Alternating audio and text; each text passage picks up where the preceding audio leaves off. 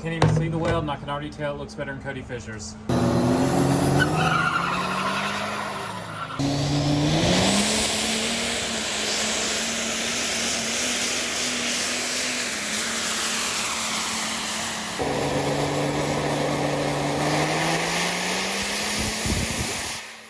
Hey guys, welcome back to the channel. We are again working on the 07. We did do something off camera. We did go ahead and install the EFI Live on here. I kept it pretty conservative considering it's a stock turbo. Again, we should be limited right around 500 horsepower, but it is now tuned pretty sweet. Everything went pretty smooth. No issues. We got our switch mounted down there. So all in all, a very easy thing to do. And we've already covered that a few times. Now, the subject for today's video, we have an edge going in, gauges going in, as well as Longhorn traction bars. So for the gauges, we have a intercept for our lift pump line. This will allow us to install our fuel pressure gauge, which is the PDD electronic sender fuel pressure, 0 to 30. Went with white because that's what I had on the shelf. And then for our mechanical boost gauge, we have a 100 PSI gauge. I know that might seem a little extra, but for compounds, we might need this. So we have that going in. So these will be our two mechanical gauges, so to speak. And then we have, of course, our edge with our EGT probe, our edge adapter pod, and obviously our Cts3 going in there. And then the traction bars, 72-inch pro grade Longhorn fab. They are the weld-on style. Pretty simple. Basically, what we're gonna do, get the truck up, disconnect the batteries, then raise the truck up. Go ahead and find our good mounting points. From there, tack them on, swing the bars up to the frame, tack those on. We'll run some wires, a little bit of gauge pod kind of dealy there, get our gauges in there. So that way we can monitor all the vitals on this truck now that it is tuned, make sure we didn't go a little too far, or if there is room to essentially grow on that. And then the traction bars obviously will help with the wheel hop. The other thing I did off camera was throw in our one-piece aluminum drive shaft. I'll show you guys that when it's up on the lift, but let's go ahead and get to work, guys. Okay, so we got the batteries disconnected. Now let's get it up on the lift. Got our brackets all ground up here. I just hit them with a whiz wheel real quick just to get rid of any of the, I forget what that's called, but you guys know what I mean. Now, when I mount these, I try to mount them in line with the frame. So I always try to shoot for kind of this area right here. This is also where your airbags will go, so you got to kind of plan that out. I also like to go a little bit further away from the shock mount so I can actually weld. So they'll end up falling somewhere about like right here is where I normally put them. Same on both sides. All I'm gonna do is get this ground down and then tack them on. The hardest part is getting them even. My only recommendation to that is good luck.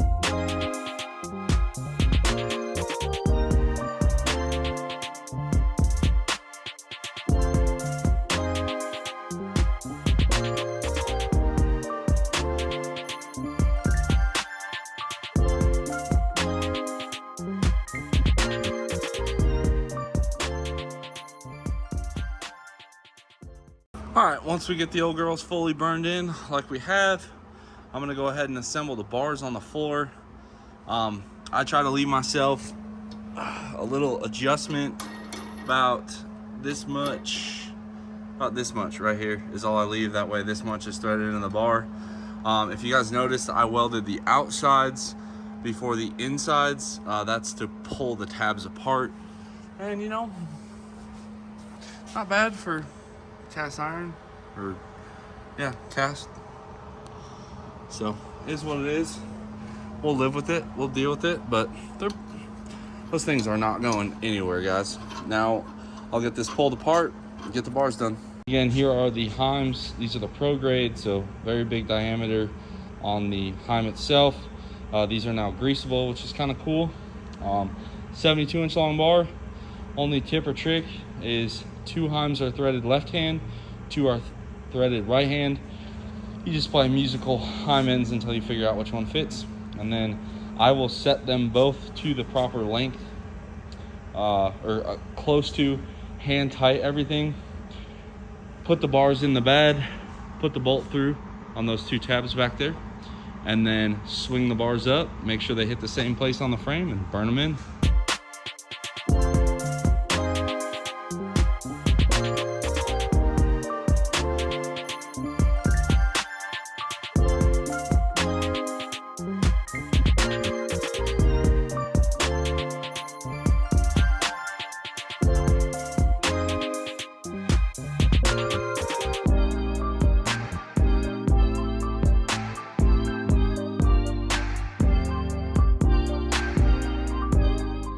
Okay, so once we have it here, obviously a lot of you guys don't have a 4-post lift.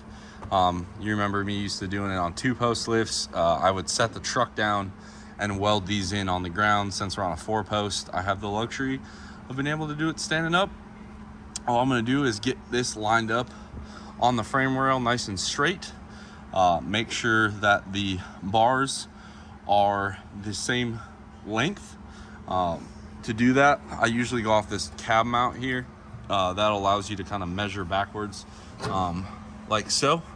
And we will weld these in here.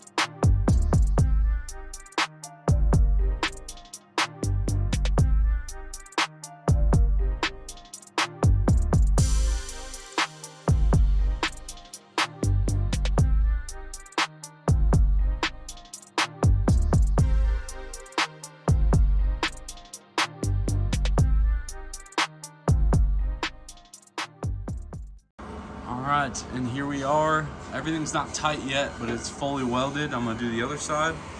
And basically once it cools off, I spray a little bit of spray paint on there to cover up the spots that we just ground. I'm going to move these nuts out of the way, put a little bit of blue Loctite here, crank them down. I will grease the traction bars real quick, and that's about it. I'll show you guys once we're done. Peep the 1-piece aluminum drive line. We did put fresh U-joints in it, so it's ready to go. A lot better than the 2-piece, and let me get to work. And there they are, all painted, greased up, I just went ahead and spray bombed them. Maybe keep the threads from corrosion. So got them on. They are preloaded a half a turn, greased, ready for action. All right, guys, so a little time has passed since we did the traction bars. Holy cow. And obviously now it is raining, but we are going to finish up this video with the gauge install. So I did take this on a road trip. We went to Uniontown, Pennsylvania, and back 10 hours, 640 mile round trip ish. You know, I just wanted to enjoy the time. It was beautiful driving through West Virginia. It always is. Hand calculated, we got, I think it was like 19.9 miles a gallon.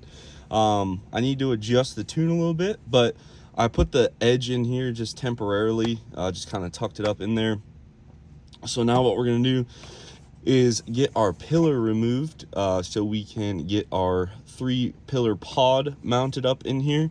And then on the engine side, we are going to be installing that Edge EGT probe, which is this right here, and also our 2 PDD gauges. On top of that, our fuel interception fitting here that has the 1/8 inch MPT also arrived, so we'll be getting covered in diesel fuel one more time on this truck. So we can, basically what we'll do is we'll cut the hose on the inlet side to the CP3, splice this in here, and then there's your 1/8 inch MPT. Usually I keep a couple of these on the shelf, and I kind of got caught without one, so I use these glow shift ones. They are extremely cheap. You can get them on Amazon pretty cheap, and most of the time it's prime, so a couple day turnaround time.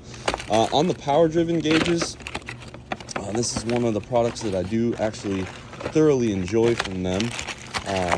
It is all electronic, which is my biggest enjoyment, so to speak, is that it's a electronic sending unit for everything, and it's very simple to do, plug and play. Nice gauge there. My only complaint on the PDD gauges is how they fit into the pillar, and I will show you that. And even when I worked there, this was something that I used to kind of make a little razz about, but you know, it is what it is. Here is our other gauge with our sending unit as well. So very simple. We'll drill and tap our manifold on these 3rd gens. You guys, oh man, we're going all the way back to the 07, a long time ago. You guys remember, I always try to tap mine about like right here. I understand it's not the back of the cylinder, but you're getting a good idea. If you guys are really curious, usually that back one runs a little bit hotter, but if you put it about right here on your manifold, you're getting a pretty decent reading. I like to keep it out of this area here on the side, mainly because it is further away from the cylinder. So the closer we can get it, the more accurate the reading becomes. For those of you guys that didn't know, on these manifolds here, the back 3 cylinders are all fed on the left side, and then if you look, the front 3 are all fed on the front side. And that is how that manifold is essentially, I'm not going to say divided, but structured, so to speak. So I'm going to go ahead and get this drilled and tapped. My only tip to you guys, when you do drill and tap these, I will start the hole, start drilling it with the engine off. And then as soon as I get close to breaking through, what I do is I start the truck. I wear safety glasses, and I will finish the hole while the truck is on. What that does is, as soon as it breaks through the exhaust manifold, the exhaust pressure blows all the shavings out, and then I will tap it also while the engine's on. You do need to be very quick, but this is a great way to make sure you're not getting any shavings in your turbocharger, and it also, you know, just makes the whole process go a lot smoother. So we'll get that done as well. And if you guys remember when we did our injectors, CP3 and all that, I already have a 1/8 inch plug drilled and tapped in the intake horn. So all we have to do to get our boost pressure reading is unthread that and thread our sender in. So very, very simple. I'm gonna go ahead and get to work. The only thing I can tell you with gauges, when you're routing them and stuff, is I always just try to find other harnesses that have ran there to make it kind of look clean. For that being said, our EGT gauge will come through the firewall. Let me get the light. All I do on automatics is I pull the clutch slave cylinder hole out, like you see there, that plate there, and I will drill through that plate, and that gives you a nice channel. If your truck is a manual, you know, best of luck to you, I guess. No, I'm just kidding. If your truck's a manual, I'll usually go and drill a hole through the firewall just below that plate, and you can snake it, or you can go a little bit to the right of it and snake your wires through there. To do the fuel pressure, we will come out, and normally what I do is I follow the harness down and around, and I come up and we'll intercept it about right there. I've also seen guys that will bring the harness forward here and then go across on that ECM ground right there and intercept it there. The EGT will go up and across. The boost just comes up and into it there, and I will show you guys this as we complete it. Also, in other news, I did find my drain tube, which is let's see if we can get you guys right there. And I didn't even use air. I saw a guy that said his truck came from Southwest Arizona, and what I did was I just stuck a pick in there and opened up the end. And yes, I know there's a lot of water, but if you guys see all the dirty water right there where all that sediment's at, that was actually my problem. And there's actually 4 drains, 2 in the front, 2 in the back. I checked the carpet and everything, and this was the only one that was wet. So I'm glad we got that fixed. Now we can move on to our gauge pillar. I just didn't want our brand new gauges getting soaking wet from a sunroof drain problem. So we got that taken care of. Now I will go ahead. It's just pulling that out. We'll put our pillar in, run our wires down. The only thing I do to access and make everything a little bit easier for us is just take a screwdriver in here, pull this panel out, and it gives you a nice channel to run the wires up through the pillar right here and then down behind the dash through here. The PDD ones, pretty simple because everything has plugs. These little boxes here are the backlights. And you're gonna have 2 sets of power wires. Essentially, you're gonna have the 2 by themselves, and like 2 pairs and 2 3 pairs. It's pretty simple if you just look at the instructions. I always reference these, but basically the white wire in both of these is going to be your backlighting. So if you want them always on, you just tie them into the red wire. If you want them to dim and come on with the headlights, you're going to splice these wires together and tap the running light side, or actually the dimmer side, excuse me. The black ones, all 5 of these are all for the ground side, so you can actually tie all of these in together. And then the red ones are going to be a key on power source. On the 3rd gens, really you're left with going into this fuse panel here to tip them and running a wire there. So that is what we will do. And then I just kind of string them all together. Small zip ties hold them in place. Not too bad. And then one thing I forgot to hit on is the wire harnesses. So the PDD gauges come with a sealed harness, so no wire looms actually required. I'm a big fan of this. One of my favorite parts about the gauges, again, my least favorite part is how they fit in the pillar. Little electrical tape will fix that, but this is kind of what our pillar will look like. We'll have fuel pressure on top, boost, and then our edge CTS, and we'll start feeding this through the dash. And now here's what it looks like installed with the pillar. Got everything tightened up, I always just like, before I push the gauges all the way in, I like to sit in the seat and make sure I like the direction that they're pointing, and everything looks great. This is kind of what it looks like coming out of the dash channel here. This wire right here is our edge. Let me get you guys a light here. And then obviously we have our PDD gauge wiring, and then there's the harnesses that got to run into the engine bay. Normally what I do is I will get the engine bay stuff fully secured, and as I run it through this channel here, I make sure it's nice and taut, and that is what I will then secure all of these little wires to add some stability in the dash. Again, not super hard, but it's just one of those things. But that's kind of what she looks like. I'm gonna go ahead and get all this wired up and installed, and then I will show you guys, before I seal everything back up, kind of how it looks under the hood as well as in here. So we have our wiring all done up here. Comes through the cowl right there. You guys can see that hole right there. I gotta cut some zip ties, but our EGT goes up and over. That is just temporary until we do the video on tucking all that into the cowl. Our boost comes up over the master cylinder. You can kind of see it right there, and then comes out through these plugs here, clicks in. Our fuel pressure runs along the battery line and then goes across on the ground cable. You guys can see it right there. And then our fuse power comes out the bottom of the tip-em. I did it a little different, so I don't have to notch a bunch of stuff. Came out through the tip-em and goes in there.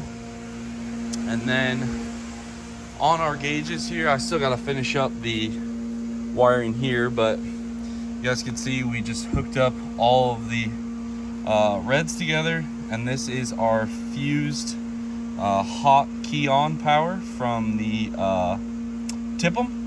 This white is our dimmer switch, and then these blacks go to a ground. I put the ground right here. If you're gonna do a chassis ground, just make sure you kind of knock the paint off.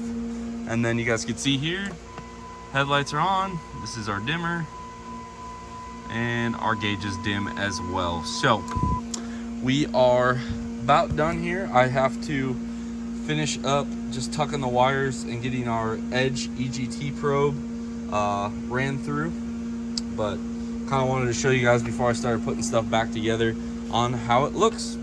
Also, on a sub note, guys, we got parts in the parts washer that are going to powder coat. We have our adapter plate, our power steering mount, rocker box, front cover, water outlet, top water outlet. We have our CP3 timing case, and we're also probably going to send a valve cover, so don't you guys worry about it. We are prepping for the future.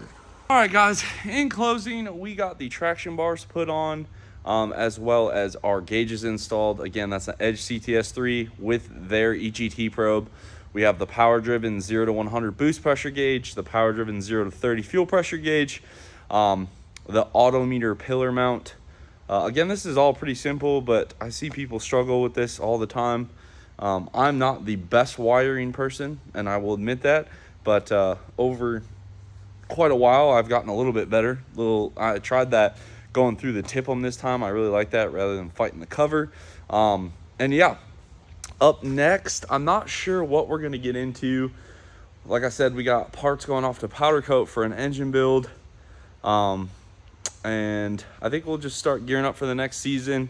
No surprise, the 07 really didn't sell. Oh well, is what it is. If I really want to get rid of it, I guess I could stick like a 5.9 in it and just kick it to the curb. But I guess that's our sign to get ready for next year. So we will get an engine going for it and probably do some compound turbo fab. I reached out to a buddy of mine, John Schrato. We got stuff coming all over the place, and I will show you guys what the next season looks like as the parts start to roll in. Hopefully you guys enjoyed this one. Give it a thumbs up, drop a comment down below, subscribe if you are not already, guys, and as always, I'll catch y'all in the next one.